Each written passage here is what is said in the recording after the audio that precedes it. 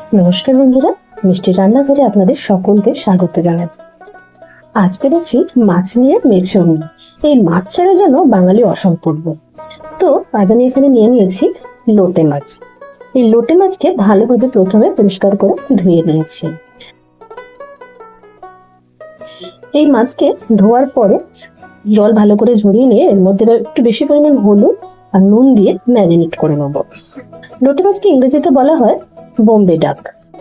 শোনা যায় ব্রিটিশ আমলে বোম্বে থেকে ট্রেনে এই মাছ নিয়ে যাওয়া হতো। ট্রেনের নাম ছিল বোম্বে ডাক। এখানে ডাক অর্থাৎ ডাক, মেল আর পোস্ট।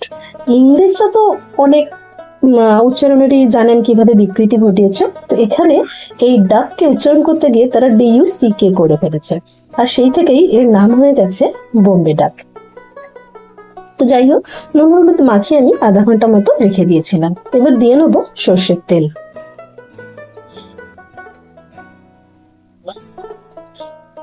বেশ কিছুটা পরিমাণ সর্ষের তেল দিয়ে নিয়েছি। এই লোটে মাছ কিন্তু অনেকেরই কিছুতেই গোটা উঠতে চায় না। তো আজকে আমি এই লোটে মাছকে কিভাবে গোটা তুলবেন সেটাই দেখাচ্ছি।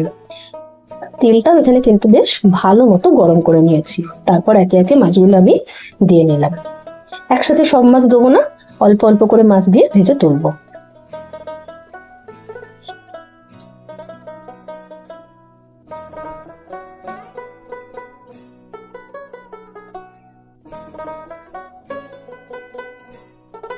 এক পিঠটা এইভাবে দিয়ে আর কিন্তু নাড়াচাড়া করবো না, একে এইভাবে রেখে দেবো।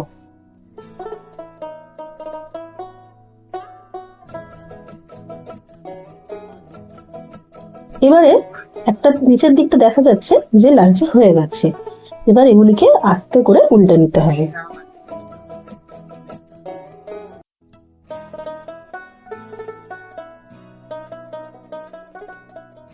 দেখুন, আস্তে করে উল্টে নিলাম।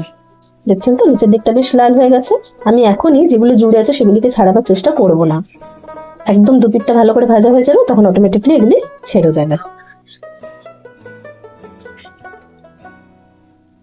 অপর পিঠটিও এবার ভাজা হয়ে গেছে একদম কড়মড়ে করে।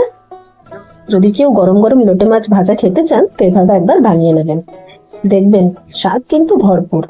ব্যাস, এবার আমি এগুলি তুলে নিলাম। আর বলেছিলাম না তখন যে তখন নাড়াচাড়া করবো না, দুপিঠ ভালো করে ভাজা হয়ে গেছে। তো অটোমেটিকলি এগুলি ছেড়ে বসেছে এবং তুলে নিচ্ছে।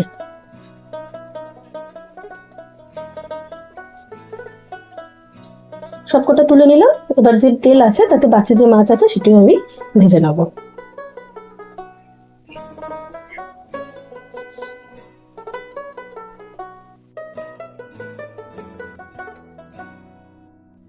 যখনই এইভাবে গরম তেলে এই মাছগুলিকে ভাজবেন, দেখবেন এগুলো কিন্তু একদম গোটা উঠবে। যাক, মাছগুলো এভাবে ভেজে নিচ্ছি। এবার আমি মাছগুলিকে ঝাল বানিয়ে নেব।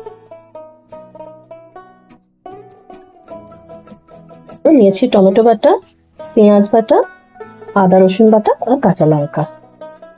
মাছের যে প্রিপারেশন করুন তা কিন্তু সর্ষের তেলেই করতে হবে, তবেই কিন্তু জমবে। তো যাই হোক, প্যানে আমি আবার দিয়ে দিলাম বেশ কিছুটা পরিমাণ সর্ষের তেল। তেল ভালোভাবে গরম হয়ে উঠলে দিয়ে দিলাম গোটা জিরে আর দিচ্ছি তেজপাতা।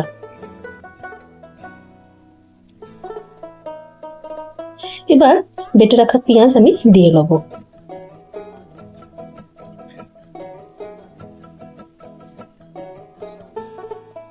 ভালোভাবে পেঁয়াজ কিন্তু এবারে তেলের মধ্যে কষিয়ে নিতে হবে।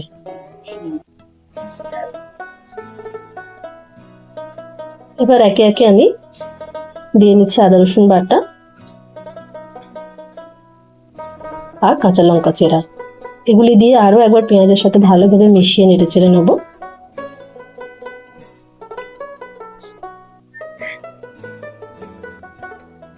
এখনই কিন্তু আমি শুকনো মশলা অ্যাড করছি না, এগুলো দিয়ে ভালো করে নেড়ে চেড়ে নিতে হবে। পেঁয়াজ বেটে দিলে তাকে কিন্তু ভালো করে কষাতে লাগে, তবে কিন্তু পেঁয়াজের গন্ধ যায় এবং পেঁয়াজ ভালোভাবে রান্না হয়।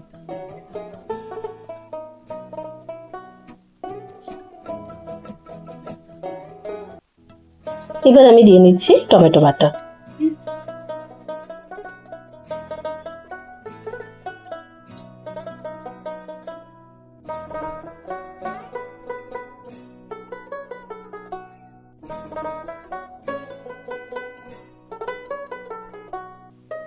দিয়ে নেবো একে একে এবার নুন, হলুদ গুঁড়ো, দিয়ে নিচ্ছি লঙ্কার গুঁড়ো। এই রেসিপিটা একটু ঝাল ঝাল হলেই বেশ ভালো লাগে, তো লঙ্কার গুঁড়োটা সেই পরিমাণ অনুযায়ী দেওয়া হয়েছে। এবার এবারে সবকিছু দিয়ে ভালোভাবে মিশিয়ে নিতে হবে। প্রথমে ভালোভাবে মিশিয়ে নিলাম, এবার কিন্তু এটিকে ভালোভাবে কষাতে হবে। যতক্ষণ না সমস্ত কাঁচা গন্ধ চলে যায় ততক্ষণ এটিকে নেড়েচেড়ে কষিয়ে নিতে হবে। যদি দেখেন যে নিচে ধরে যাচ্ছে তাহলে সামান্য পরিমাণ জল দিয়ে এটিকে ভালোভাবে কষাতে হবে। মশলা কিন্তু আমার ভালোভাবে কষানো হয়ে এসেছে এবং অলরেডি তেল ছাড়তে শুরু করছে।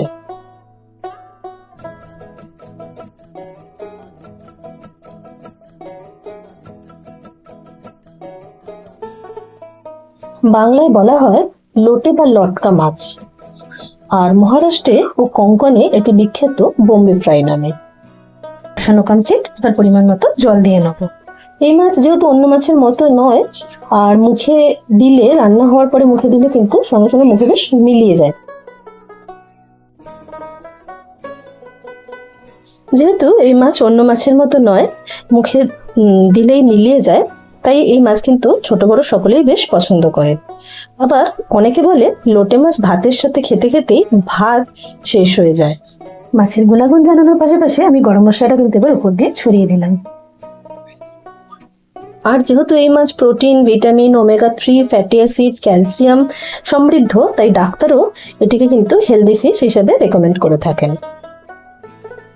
তো যাই হোক, গল্প করতে করতে দেখে নিলাম আমার কিন্তু গ্রেভি রেডি হয়ে গেছে। এখানে কিন্তু একটা জিনিস লক্ষ্য রাখতে হবে, যখন এই মাছের ঝাল রেডি করব তখন কিন্তু একদম শেষে গ্যাস কমিয়ে দিয়ে, একদম কমিয়ে দিয়ে এই মাছগুলিকে এর মধ্যে দিয়ে নেব। দিয়ে কিন্তু আর এটিকে নাড়াচাড়া করা যাবে না। প্রথমে গ্যাস একদম কমিয়ে দিয়েছি, দিয়ে মাছগুলিকে দিয়ে নিচ্ছি, কারণ যাতে মাছ ভেঙে না যায়। এরপর সব মাছ ভালোভাবে দিয়ে একবার খালি ফুটিয়ে নেবো, তাহলে কিন্তু আমার রেডি হয়ে যাবে এই লোটে মাছের ঝাল। আর আমি আপনাদের তুলেও দেখাবো যে প্রত্যেকটা মাছ কিন্তু আমার গোটা রয়েছে, কোনোটাই ভাঙবে না। তো যাই হোক, মাছগুলো সাজিয়ে দেওয়ার পর আমি একবার জাস্ট ফুটিয়ে নিচ্ছি।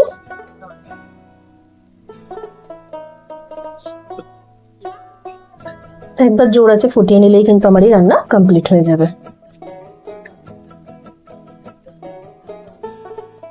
দেখতে পাচ্ছেন বন্ধুরা, মাছ কিন্তু নিচে চলে গেছে, ঝোল উপরে উঠে এসেছে।